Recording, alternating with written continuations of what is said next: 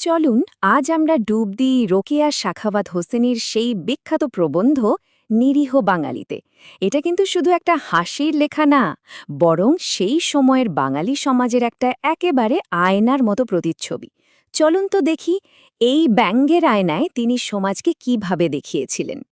আচ্ছা, শুরুতেই একটা প্রশ্ন চলে আসে, তাই না? রোকেয়ার লেখায় যে মজাটা আছে সেটা কি শুধুই হাসানোর জন্য, নাকি এই হাসির আড়ালে লুকিয়ে আছে আরও গভীর কোনো কথা? আজকের এই আলোচনায় আমরা সেই উত্তরটাই খোঁজার চেষ্টা করব। বেশ, তাহলে শুরু করা যাক।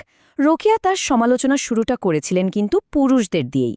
তিনি একেবারে কাছ থেকে দেখেছেন বাঙালি পুরুষদের রোজকার জীবন, আর সেটাই তুলে ধরেছেন তার লেখায়। তো রোকেয়া তার ব্যঙ্গের চাবুকটা প্রথম চালিয়েছিলেন পুরুষদের ওপর। তিনি খুব মজার ছলে তাদের কিছু সাধারণ অভ্যাসের কথা তুলে ধরেছেন, যেমন ধরুন কাজ না করে বসে থাকার একটা স্বভাব বা অলস্যতা। এর সাথে তিনি আরও দেখেছিলেন যে শারীরিক খাটুনির প্রতি কেমন যেন একটা অনীহা, আর ছিল বড়াই করার স্বভাব, মানে কাজের চেয়ে কথার ফুলঝুরি বেশি। রোকেয়ার চোখে এগুলো শুধু ছোটখাটো ব্যক্তিগত ভুল ছিল না, বরং এগুলো ছিল সমাজের গভীরে গেঁথে যাওয়া কিছু সমস্যা। কিন্তু রোকেয়া কিন্তু শুধু একদিক দেখেননি, সমাজের ছবির অন্য দিকটাও তিনি সমান গুরুত্ব দিয়ে তুলে ধরেছেন। এবার তাহলে দেখা যাক আয়নার অন্য পিঠে, মানে নারীদের নিয়ে তিনি কি বলেছিলেন।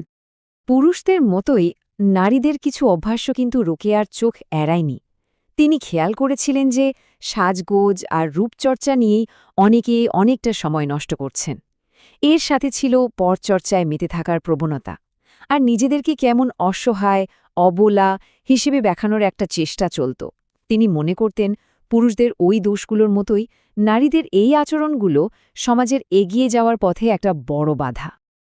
এখন যদি এই দুটো দিককে আমরা পাশাপাশি রাখি, তাহলেই কিন্তু রোকেয়ার আসল কথাটা পরিষ্কার হয়ে যায়। দেখুন, একদিকে পুরুষদের আলসেমি আর বড়াই করার স্বভাব, তো অন্যদিকে নারীদের অহেতুক সাজগোজ আর পরচর্চা। একদিকে যেমন খাটুনির কাজে অনীহা, ঠিক তেমনি অন্যদিকে নিজেদের অসহায় প্রমাণ করার চেষ্টা। রোকেয়া এটাই দেখাতে চেয়েছেন যে এই সমস্যাগুলো আসলে আলাদা কিছু নয়, বরং একই সামাজিক অসুখের দুটো ভিন্ন লক্ষণ মাত্র। তাহলে প্রশ্নটা হলো, রোকেয়া এত খুঁটিয়ে খুঁটিয়ে এই সব দোষ ত্রুটি কেন তুলে আনলেন? শুধুই কি মজা করার জন্য? না, একদমই না। এর পেছনে ছিল একটা অনেক বড় আর গভীর উদ্দেশ্য। চলুন সেই আসল উদ্দেশ্যটা কি তা জেনে নেওয়া যাক। রোকেয়া যে কৌশলটা কাজে লাগিয়েছেন সেটাকে বলা যায় গঠনমূলক ব্যঙ্গ। মানে এটা এমন এক ধরনের রসিকতা যার একটা আসল উদ্দেশ্য আছে। এর কাজ শুধু সমাজের ভুলগুলো দেখিয়ে হাসাহাসি করা নয়, বরং সেই ভুলগুলো শুধরে সবাইকে একটা ভালো দিকে নিয়ে যাওয়ার জন্য উৎসাহ দেওয়া। তার পরিকল্পনাটা ছিল কিন্তু খুব গোছানো। প্রথম ধাপে তিনি হাসি ঠাট্টার মধ্যে দিয়ে সবার মনোযোগ টেনেছেন। তারপর সে হাসির আড়ালেই সমাজের আনপ্রোডাক্টিভ বা অদরকারি আচরণগুলো চোখে আঙুল দিয়ে দেখিয়ে দিয়েছেন। আর ফাইনালি তার আসল লক্ষ্যটাই ছিল নারী পুরুষ দুজনকেই এইসব ছোটখাটো বিষয় থেকে বের করে এনে দেশের আর দশের কাজে লাগানো। তাহলে পুরো ব্যাপারটার সারমর্ম কী দাঁড়ালো? এই একটা লাইনেই কিন্তু সবটা পরিষ্কার হয়ে যায়। তিনি চেয়েছিলেন বাঙালিরা যেন তাদের সময় আর শক্তিকে সত্যিকারের দরকারি কাজে লাগায়, সামাজিক, পারিবারিক বা দেশের কাজে। তার ব্যঙ্গটা ছিল এই লক্ষ্যে পৌঁছানোর একটা রাস্তা মাত্র। তো এত কিছু আলোচনার পর আমরা শেষ পর্যন্ত কি শিখতে পারি এখান থেকে? চলুন একেবারে মূল বার্তাটা দেখে নিই। যদি পুরো প্রবন্ধটার মূল কথাটা একটা লাইনে বলতে হয়, তাহলে সেটা হবে এই রকম: অকাজের সময় নষ্ট না করে আমাদের সবারই উচিত ভালো এবং জরুরি কাজে মন দেয়া। এটাই ছিল রোকেয়ার মূল কথা। আর ভাবুন তো, এটা আজও কতটা সত্যি।